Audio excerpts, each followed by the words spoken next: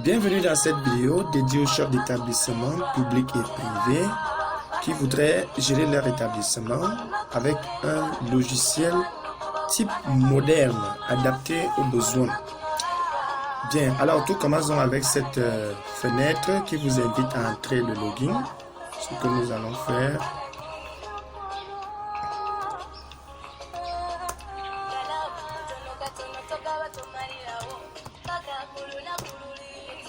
Bien, une fois le login est entré, vous avez donc cette page d'accueil, cette fenêtre principale qui présente tous les menus qui sont dans l'application. Notre logiciel a plus de 250 menus. Nous allons parcourir rapidement.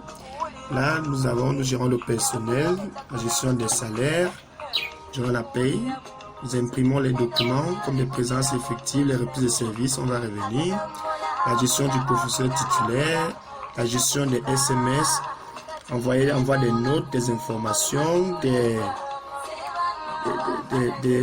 notes à un groupe, consulter les numéros de téléphone. Nous avons la gestion des mots de passe, la gestion des photos, la gestion des utilisateurs. Nous avons ici le menu scolarité avec élèves, consulter, ajouter, transférer, équilibrer les classes, imprimer les bulletins, les cartes scolaires, la liste des nouveaux recrues, demande de transfert, fiches de renseignement, demande de recrutement, fiches d'identification. Nous avons le menu frais qui s'occupe des inscriptions, consulter les inscriptions, inscrire un élève, définir le coût de la scolarité, réduire les types de frais, inscrire plusieurs élèves. Nous avons le menu impression de scolarité qui s'occupe d'impression des documents financiers, récapitulatif journalier, montant par opérateur, montant détaillé par niveau, par série, avec les noms des élèves et les différents opérateurs où ils ont versé, avec les récapitulatifs. Vous avez donc le certificat de scolarité, vous avez le menu discipline qui s'occupe de tout ce qui est discipline, absence, retard, consigne, traduction, conseil, discipline, exclusion définitive, exclusion temporaire, impression des documents disciplinaires. Vous avez le menu notes qui s'occupe de la gestion des notes, enregistrer les notes, modifier les notes d'une classe, consulter, importer les notes, vérifier l'état de remplissage des notes. Vous avez le menu liste qui s'occupe des listes, liste par niveau, par série, par classe, inscrit, insolvable, liste des cas sociaux, liste détaillée, liste des décharges, liste périodique. Vous avez le menu PV statistique qui vous montre les statistiques en fin de trimestre ou en fin d'année, statistiques globales, statistiques par classe, statistiques par série. Vous avez les statistiques des non classés. Vous avez le menu bordereau qui vous imprime les bordereaux individuels et collectifs pour le remplissage des notes. Vous avez le menu clôture annuel qui traite des activités de fin d'année, liste des promus, des exclus, des redoublants, des statistiques en fin d'année, des transferts en fin d'année, des effectifs en fin d'année, liste annuelle, résultats, propositions de bourse. Vous avez le menu table qui s'occupe des emplois de temps, la définition des horaires, la gestion des classes, générer un emploi de temps. Oui, nous le soulignons. Avec notre logiciel, vous pouvez générer votre emploi de temps et le modifier à votre volonté. Vous avez la gestion des enseignants, attribuer l'emploi de temps, permuter, consulter, supprimer, imprimer un emploi de temps vide, imprimer un emploi de temps par classe, cahier de texte numérique, imprimer les différentes activités du cahier numérique, taux de couverture, évaluation à mi-cas parcours, récapitulatif, consultation des progressions, impression des progressions. Vous avez le menu enregistrement qui s'occupe des modules qui sont traités dans le logiciel, le département, la classe, les matières, les examens, les séries. Vous avez le menu paramètres qui permet de définir les fonctionnalités que va utiliser le logiciel. Par exemple, les conditions d'admissibilité. Vous pouvez définir à quel moyen un enfant peut être admis en classe supérieure. La configuration d'âge, à quel âge un enfant peut être accepté. Vous avez modifié les mots du logiciel qui vous permet de changer des mots si ces mots ne vous sied pas. Vous avez l'outil avec la calculatrice et le menu d'aide qui vous aidera à mieux comprendre ce que nous n'avons pas pu expliquer dans cette courte vidéo. Bien, regardons un peu à quoi le bouton élève fait. Le bouton élève donc vous affiche cette fenêtre qui vous permet de voir, d'avoir une vue de tous les élèves qui sont dans l'établissement. Vous pouvez donc les trier par niveau, par classe. Ceux qui ont payé, ceux qui n'ont pas encore payé. En règle, oui, ceux qui ont payé, non, ceux qui n'ont pas encore payé. Ça vous permet d'avoir directement une vue des effectifs de l'établissement par genre, filles, garçons, ceux qui ont déjà payé, ceux qui n'ont pas encore payé. On peut choisir un élève là, on clique sur un élève, on clique un peu sur le bouton modifier. Vous avez là, vous avez l'élève en question, vous avez sa photo, vous avez ses informations, son profil. Vous pouvez le modifier s'il y a des erreurs ou le consulter. Bien, vous avez le menu détail qui permet d'afficher les informations des élèves, mais ça ne peut rien modifier, ça ne peut rien changer. Quel que soit ce que vous faites là, ça ne peut rien changer. Un menu qui peut être accordé à certaines personnes pour ne rien changer. Supprimer qui permet d'enlever un élève de la base de données. Et à l'aide de cette fenêtre, vous pouvez chercher un élève. Vous cherchez un élève là en saisissant simplement son nom et vous avez la proposition de tous ceux qui ont la chaîne de caractères saisie. Bien.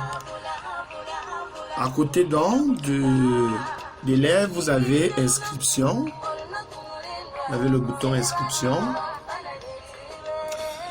Ici, nous allons voir tous les élèves qui ont déjà versé quelque chose dans notre établissement. Tous ceux qui ont déjà payé quelque chose sont visibles. Et nous pouvons les trier par niveau, par classe, par type de frais. Vous pouvez les trier par tranche. Vous pouvez entrer la date, les dates du haut et connaître tous ceux qui sont inscrits à cette période. Vous pouvez connaître les élèves par numéro de reçu, par matricule, par numéro de quittance. Le bouton duplicateur permet d'imprimer le duplicateur d'un élève. Le bouton afficher les détails permet de voir ce que l'élève a payé. Je prends cet élève. Là, je prends celui-ci. Je vais afficher. Bon, là, j'ai ce que l'élève a payé. J'ai les montants, j'ai les dates, j'ai les numéros de reçu. Ce que l'élève a payé. Voilà, pour inscrire un nouveau élève, nous allons simuler une inscription. On clique sur nouveau. Je prends un élève, par exemple celui-ci. Voilà un élève qui a déjà effectué une inscription partielle. Il a payé déjà 19 500 et il reste encore 19 500 à payer. Donc, et ce qui manque à payer, c'est les frais exigibles et les frais d'examen probatoire. Voilà, il suffit de valider là pour avoir son reçu. Bien. À côté, nous avons le bouton des bulletins qui vous permet d'accéder. Il suffit donc d'effectuer un double-clic sur un nom à tout hasard. Donc j'ai le nom, j'ai effectué un double-clic et j'ai le bulletin de l'élève. J'ai le bulletin en bas de la page. Nous avons dans la moyenne, il y aura des informations qui concernent le profil de la classe et de l'élève. Et si je veux un bulletin annuel, je viens là, je choisis annuel. Je choisis le bulletin trimestriel. Type trimestriel, je vais choisir une classe. Il suffisait de chercher aussi le nom. Je choisis là. Je prends un bulletin à tout hasard. Un bulletin annuel. Je vais voir. Voilà. Voilà le bulletin annuel d'un élève. Voilà. Bien, c'est un bulletin intéressant. C'est un enfant qui est passé au conseil de discipline. Il a 8 jours d'exclusion et sur son bulletin ressort le motif injure, vol, port et consommation de stupéfiants. Là, ça peut discipliner nos élèves en voyant ces bulletins. Et il est exclu pour discipline. Cet enfant, quel que soit où il peut présenter ce bulletin, nous savons qu'il était, bien qu'il travaillait bien en classe, mais c'est un enfant qui avait une discipline pas conforme. Voilà un bulletin annuel. Nous l'avons aussi en 6 évaluations. Comme nous avons présenté le bulletin trimestriel. Il suffit de chercher un nom par ce champ-là et vous avez trouvé ce nom et vous pouvez imprimer son bulletin. Facile. Vous avez là le journal. Le journal est une particularité de notre logiciel. Le journal vous permet de connaître tout ce qui s'est passé dans votre logiciel, en votre présence ou en votre absence. Voilà par exemple, nous avons imprimé ce bulletin. Le journal signale que tout à l'heure nous venons d'imprimer le bulletin d'Afande Mana Asoke. Donc, tout ce que vous effectuez dans le logiciel, il va vous dire. Il va vous dire et il reste ineffaçable. Toutes les opérations au cours d'une année restent sauvegardées. Tant que le logiciel fonctionne, vous avez le journal. Vous pouvez donc le trier par utilisateur, par domaine, par type d'opération et imprimer le journal. Il est ineffaçable. Vous pouvez regarder à une certaine date et voir toutes les opérations qui sont passées en votre présence ou en votre absence. À côté, vous avez aussi le menu notes que nous pouvons aussi rapidement présenter. Ici, vous choisissez simplement l'évaluation. Vous choisissez le niveau, vous choisissez la classe, vous avez les matières et vous pouvez entrer les notes. Vous pouvez entrer les notes, la 14, la 9, la 7. Et si vous voulez annuler le coefficient, vous mettez simplement le tiret. Et c'est tout. Et vous saisissez la compétence de l'évaluation, vous cliquez sur enregistrer et c'est terminé. Il est vraiment facile. Nous l'avons conçu pour aider les chefs d'établissement à ne plus attendre l'aide d'une tierce personne pour avoir le résultat. Là, nous allons aussi rapidement présenter quelques documents. Ça, c'est un procès verbal d'une classe, procès verbal trimestriel. Oui, procès verbal trimestriel d'une classe.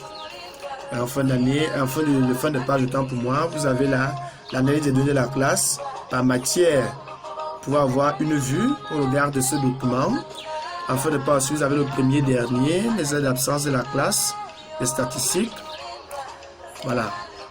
Un autre document présentant aussi. Voilà un document financier qui vous montre comment les élèves vont payer par niveau.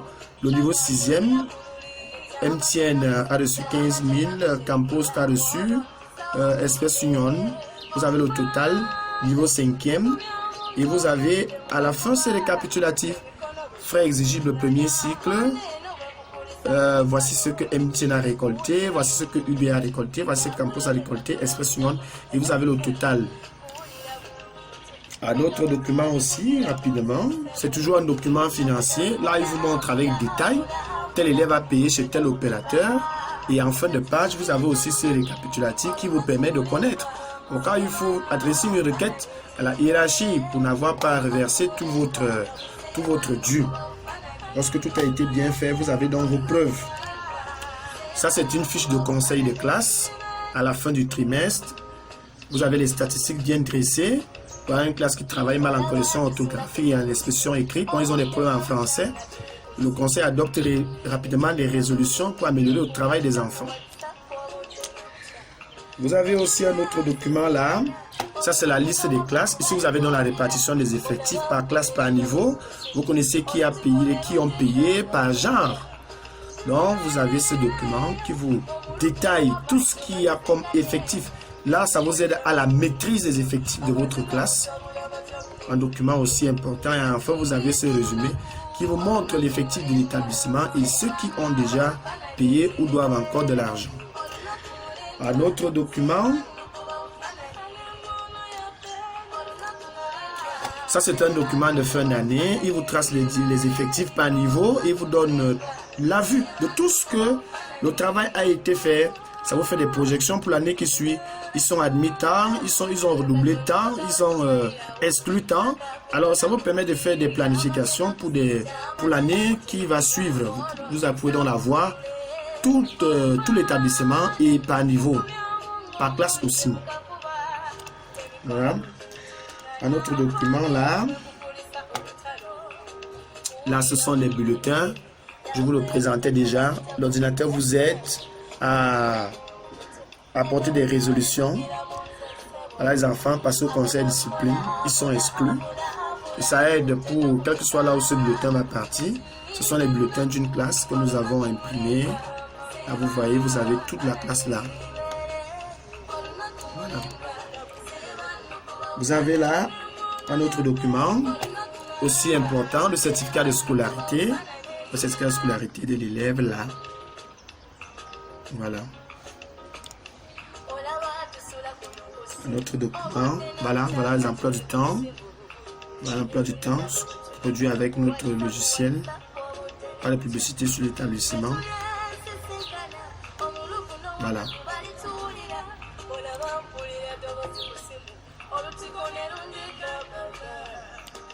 Voilà l'emploi du temps de classe. Le temps de la classe. C'est fait. Voilà. Si vous avez donc été intéressé par ces outils, tout ce que nous vous avons présenté à notre logiciel le fait, le logiciel d'établissement désormais a donc la possibilité d'avoir une vue de son établissement sans avoir besoin d'une tierce personne. Il n'a qu'à placer les collaborateurs des différents intervenants qui sont contrôlés par les droits d'accès. Si vous n'avez pas un droit, vous ne pouvez pas avoir accès à ces fonctionnalités. Le chef d'établissement, donc, sur place, peut avoir tous ces documents sans avoir besoin d'un soutien. Le logiciel est facile à utiliser et tout ce que nous avons présenté, notre logiciel le fait. Nous vous remercions. Si vous, quel que soit le coin où vous vous trouvez, nous pouvons être à vos côtés pour vous accompagner et pour vous aider à digitaliser votre établissement. Merci.